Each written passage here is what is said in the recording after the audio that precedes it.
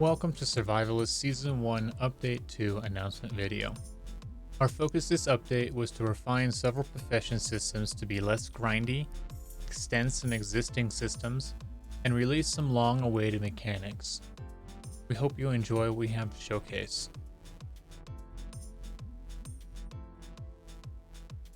A new content creator that has stepped up to the plate is Benji. He has been working overtime the past weeks to provide our military players with a wide range of camo patterns to allow them to customize their outfits. All of these options are available through the dye system outlined in the previous video.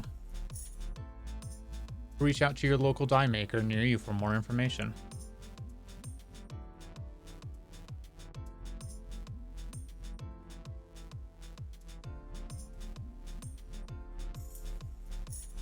Since the refinement of the dye system, players have been insisting other colorful items be dyeable that are not clothing pieces. In this update, the dye system has been expanded to all items and can be added to other items as the community begins to find more uses for dye. Pouches, ghillie wraps, and armband pins are examples of a few items that are now dyeable into different variants. If you think something should be dyeable, reach out and let us know. Last update, we introduced shipping container events to fill the world with perils left from previous survivors. In this update, instead of booby-trapped containers, gift boxes will now yield a written note that outlines the beginning steps for a dynamic treasure hunt. Len and Spud used to run the island with a golden fist, and they have hidden secret caches in many locations. These notes will help guide you to their hidden loot and bring a new avenue for the Dev and Lore team to introduce rare and hyper-rare items into the world.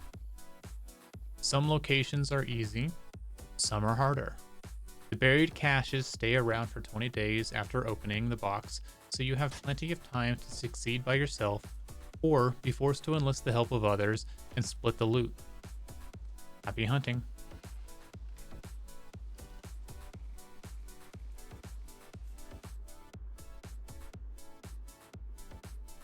The player base felt the current ammo crafting flow was too cluttered and not worth the effort, so we decided to reduce the clutter and streamline the process in order to keep grinding at the bench to a minimum. To craft ammo now, all a player needs is the bench, proper tool attachments, case prep and ammo press, brass plate, gunpowder, and bullet tips.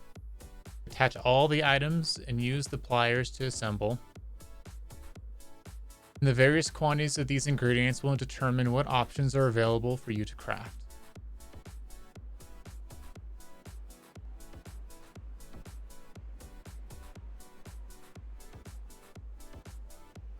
The drug tub also received some updates to modernize its mechanics and be more like current workbenches. Instead of needing a lab tube rack with the correct ordered lab tubes to solve the drug puzzles, the tubes are now part of the drug tub, and the rack is only needed to trigger the crafting options.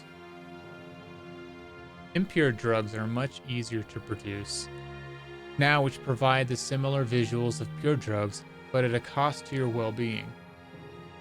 With fixes to the purity checker, microscopes, and drug testing kits, this should help increase the amount of bad or contraband drugs versus the higher quality or safer pure drugs.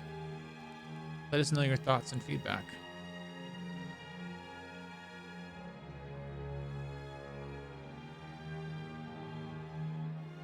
You will notice the existing wooden box kits are replaced with MVS beard kit models in this update. Based on community feedback, large kits cause placing items to be more difficult than it should have been. Hopefully now you can place your objects within full view and realize your full potential as a feng shui master. A somewhat minor change that warrants a shout out in this update video is mutant serums. Their existing failure rate has been changed to be slightly more relaxed to open the gate for more natural mutants. The long-awaited release of cybernetics is at hand. When mutants were added, players wanted humans to have a pathway to enhancement similar to the mutant buffs. Cybernetics answers that call. The goal for cybernetics is to allow players to choose cybernetic enhancements that are powered by a central core or endure the consequences of unpowered metal. One major difference from the mutant flow is that immediacy of attachments.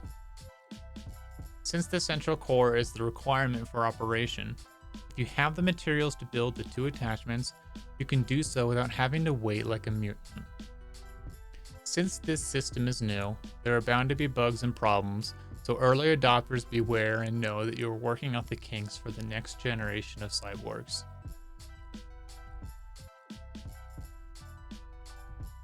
The world of Survivalists has been growing and attempting to cling onto humanity in any way possible. Likewise, the virus that started the apocalypse is evolving and adapting. This update sports several new zombie AI to begin changing the in-game world as we know it.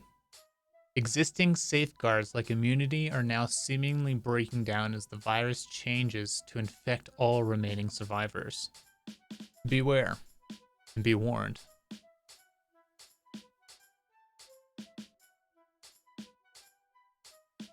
A few new items releasing with this update are night vision binoculars and two new functional map-wide radios.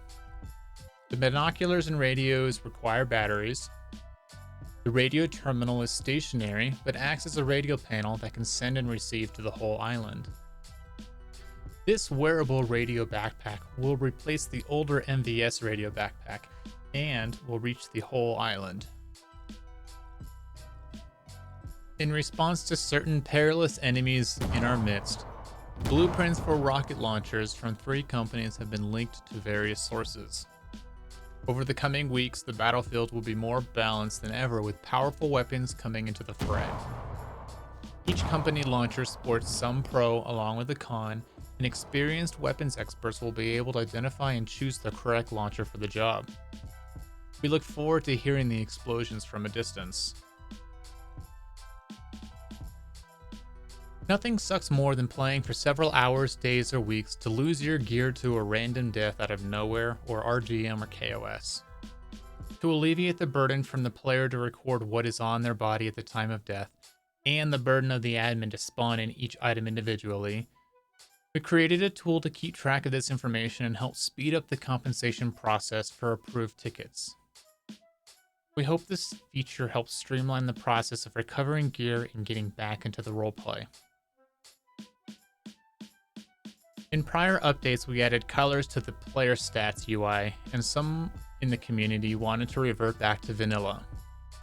This desire for dual functionality presented a unique opportunity for the dev team to learn a new skill: user settings. With this new update, there is a foundation for user settings to allow each player to customize certain features. For now, it is limited to switching between colorful UI stat icons or vanilla. Take note, the UI is lazy loaded, so after a setting change is made, the stat must change before it will update. Or you can relog to take effect immediately.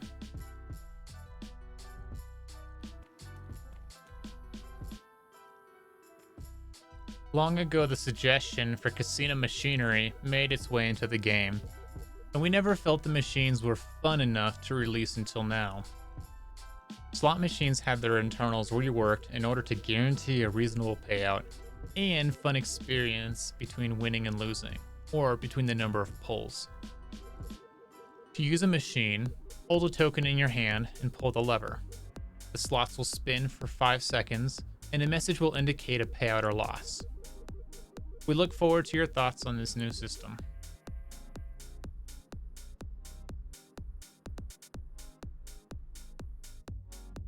As with all updates, there are tons of fixes for recipes and client crashes. The most notable recipes added are the Big Bear Coat, which is the same as the Arctic Ghillie, smeltable brass knuckles and Brewster shields, alchemy fixes, craftable letter seal, which is a firewood and worn workbench, propane tanks and tools on the anvil. Be careful of explosive propane gases. The crafting times for everything have been normalized to a maximum of 2 seconds. There are many exciting new things coming down the line, and we look forward to releasing them soon. But until then, We look forward to seeing you in game. Thank you for watching.